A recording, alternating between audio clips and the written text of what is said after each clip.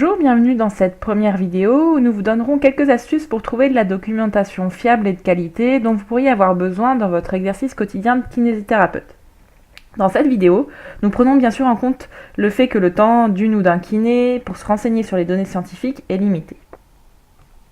Avant toute chose, il s'agira de discerner les différentes situations pour lesquelles vous pouvez être amené à avoir besoin d'une information fiable et de qualité. Premièrement, vous pouvez avoir envie de vous renseigner au quotidien, sans but précis, sur l'actualité scientifique de la rééducation et de la kinésithérapie, pour vous tenir informé des nouvelles données scientifiques en général. Autrement, vous pouvez souhaiter vous documenter sur une pathologie qui touche une ou un de vos patientes ou patients.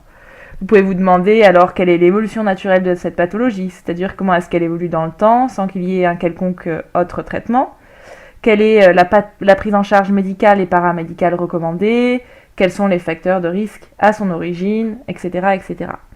Je vous donne deux exemples concrets tirés de ma pratique.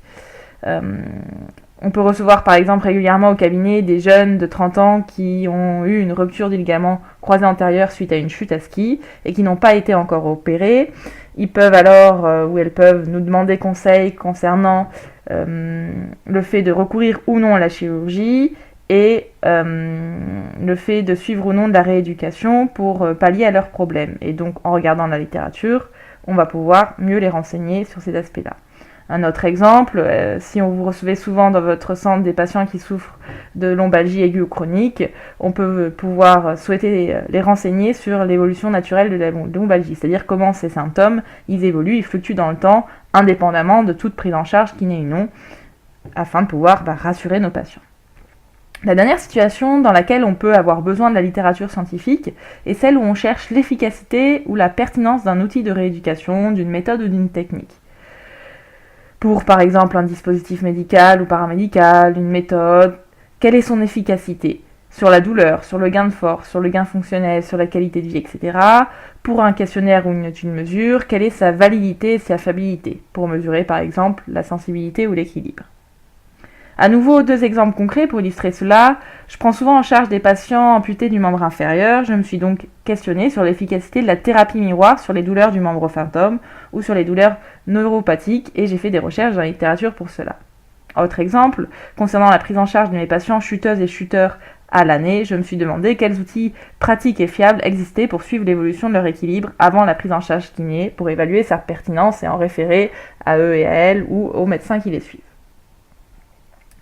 Une fois que l'on a bien identifié la situation pour laquelle on recherche l'information, on peut procéder à la recherche à proprement dit. Si l'on reprend les différentes situations présentées précédemment, on va d'abord voir comment se renseigner sur les actualités scientifiques. Pour cela, il y aura différents moyens. D'abord par le web, via le site ActuKiné, auquel vous pouvez accéder en cliquant sur l'image, comme dans tout le reste du diaporama où les textes et les images renvoient vers les sites cités. Ce site ActuKiné met en ligne chaque jour des articles relayant des informations sur l'actualité de la profession et surtout il relaie des études parues dans différents domaines, par exemple sur la prise en charge de la douleur, sur l'efficacité des thérapies manuelles ou en neurologie, etc. Il est possible de visiter ce site régulièrement ou alors de recevoir une lettre d'information hebdomadaire par courriel. L'intérêt est que le site relaie un certain nombre d'études intéressantes pour les praticiennes et praticiens, mais il présente aussi certaines limites, la validité des études citées, c'est-à-dire la qualité, la fiabilité de leurs méthodes, de la façon dont elles sont construites, elle n'est pas toujours malheureusement évaluée. Et il y a souvent une absence de contextualisation de l'étude citée. Par exemple, quand quelqu'un présente une étude sur un sujet comme le K-taping sans faire une synthèse des autres études. Ça peut donner l'impression de la pertinence du K-taping si l'étude est positive, alors que les autres données vont ou peuvent aller dans un sens contraire. Il existe aussi des revues papier en langue française spécifiques sur la kinésithérapie. Les deux principales sont Kiné-Actualité et Kinésithérapie scientifique. Les articles soumis sont relus par un comité, mais là encore, la qualité des méthodologies des études, elle est inégale et parfois très faible. Par exemple, il peut y avoir des études d'efficacité sans groupe contrôle, ou des revues de littérature sans que les personnes qui les aient écrites décrivent quelle méthode ils ont suivi, et sans que ce soit critiqué. D'autres revues existent, mais ce sont principalement des revues publicitaires. Il ne me semble pas du tout pertinent d'en faire mention ici, car elles sont sans aucune nuance d'intérêt d'un point de vue scientifique. Il est enfin aussi possible de s'abonner aux informations mensuelles ou bimensuelles de la Haute Autorité de Santé. C'est une autorité publique qui a notamment pour mission de réaliser des recommandations de bonnes pratiques cliniques, des recommandations de santé publique et des guides de prise en charge à destination des professionnels mais aussi des patients. La Haute Autorité de Santé édite des guides spécifiquement pour les kinés, comme ceux sur la rééducation des personnes opérées du ligament croisé intérieur ou pour la conservation des capacités motrices de la personne âgée, qui s'appuient sur la littérature scientifique en plus d'avis d'expertes et d'experts. Pour obtenir des connaissances sur une pathologie donnée, les possibilités sont nombreuses. Nous vous présenterons 2 méthodes, la première étant plus simple car permettant d'utiliser la langue française. Vous pouvez aller sur le site de la Haute Autorité de Santé et vous tapez dans le moteur de recherche en haut à droite que l'on voit apparaître ici le nom de la pathologie sur laquelle vous cherchez des informations. Par exemple ici, j'ai écrit coiffe des rotateurs et cela donne 37 résultats. Nous voyons ici ce chiffre. En regardant les titres de ces 37 documents, vous tombez vite sur un document qui pourrait vous intéresser, dont le titre est Pathologie non opérée de la coiffe des rotateurs et massokinésithérapie.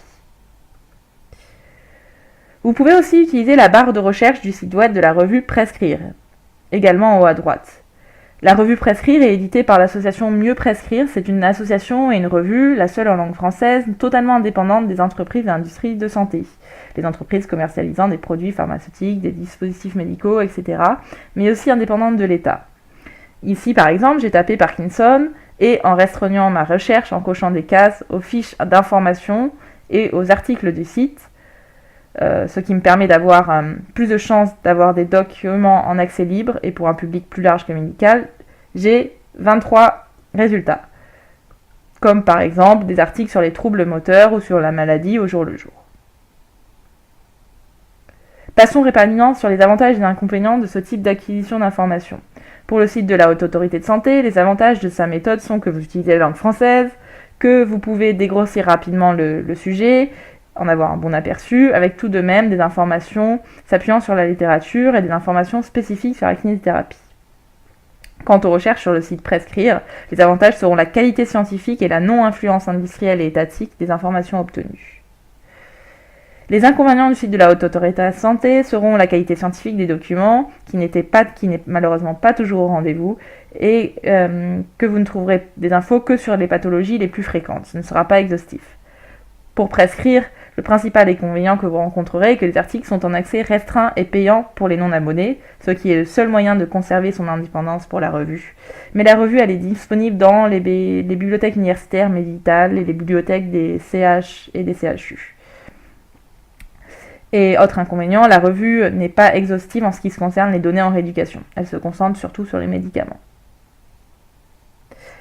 Voilà pourquoi, idéalement, pour accéder aux informations les plus fiables et exhaustives, il vous faudra donc recourir, hélas, à la langue anglo-états-unienne. Si je dis hélas, c'est parce que l'utilisation d'une langue nationale, comme l'anglo-états-unien, crée différents types d'injustices, alors qu'il existe des alternatives au choix d'une langue nationale comme moyen de communication internationale. Nous allons donc maintenant voir comment faire en utilisant cette langue, car la plupart de la littérature médicale est dans cette langue. Pour cela, il vous faudra d'abord trouver les bons mots-clés pour la pathologie qui vous intéresse. Nous aimons pour cela utiliser l'outil du site Lingui. Même chose, vous pouvez cliquer dessus pour aller sur le site. Dans la barre de recherche du site, après avoir choisi la traduction du français vers l'anglais, vous pouvez écrire le mot que vous cherchez à traduire. Par exemple ici, amputé tibial. Lorsque vous cliquez sur la loupe, vous avez les traductions de chacun des mots et l'expression inter figurant dans des textes existants en différentes langues. Vous pouvez également utiliser, pour trouver les bonnes expressions, Wikipédia. Vous entrez l'expression recherchée, ici prothèse totale du hanche, et cliquez sur chercher. Sur la page sur laquelle vous allez tomber, il y a dans le panneau tout à gauche des liens vers des pages de Wikipédia en autre langue, dans l'onglet. Ici, vous voyez la liste de ces langues. Vous cliquez dessus et vous tomberez sur la page de la prothèse de hanche en anglais avec le nom traduit, qu'on voit apparaître ici. Ensuite, on passe à l'étape de la recherche approfondie. Nous vous recommandons d'utiliser l'interface PubMed, qui est accessible gratuitement par le web, pour consulter la base de données bibliographiques regroupant la littérature biomédicale qui est gérée par la Bibliothèque états-unienne de médecine. Nous allons vous montrer en vidéo un exemple de recherche.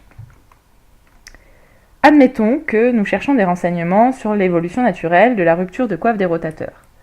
Je vais écrire coiffe des rotateurs dans le moteur de recherche, taper et appuyer sur Entrée, et je vois que j'ai plus de 10 000 résultats, ce qui fait trop. Je vais donc préciser ma recherche en rajoutant l'indicateur « et » associé au terme évolution naturelle que j'aurais traduit avant en anglais.